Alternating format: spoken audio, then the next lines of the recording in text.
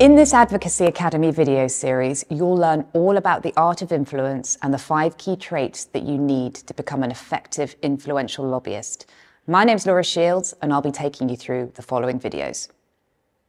Influence is the holy grail of public affairs. For lobbyists, it is, or should be, the reason why you get out of bed in the morning, to have influence over the policy debate that you or your client are trying to shape.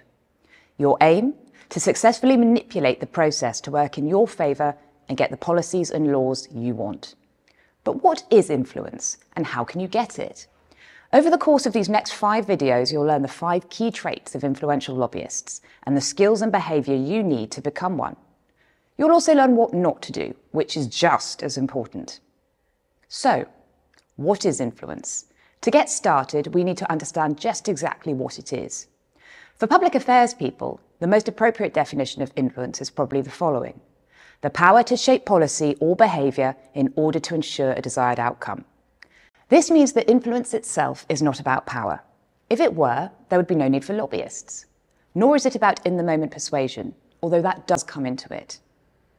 It's not about success either. You can get everything right and not get the result you want. And you can still sit back, relax and do nothing, and yet get the result you want by piggybacking off other people's good work. Real influence is actually about steering a process, not a single decisive moment. It requires emotional and intellectual intelligence to help navigate in fast-moving, complex environments in which policymakers' attention is in short supply. It's about being flexible, persistent, and yes, when needed, highly persuasive. It's about knowing the right moment to step into a process, and also when to sit back and just watch and listen. Bringing this all together are 5 key traits that all good lobbyists have. They are empathy, credibility, discipline, tactics or tactical ability, and persuasiveness. The good news is that everybody working in public affairs can develop these traits if they put the work in.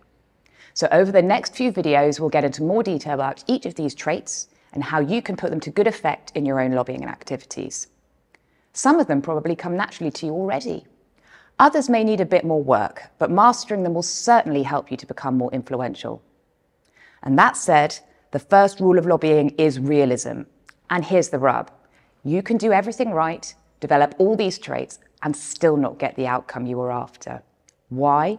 Because lobbyists are always operating in the real world, where other people and other ideas and activities are all things you can't control. A good lobbyist knows and accepts this, but they also know that by controlling your own behaviour, you set yourself up for the maximum chance of success. And that is the first step to being influential.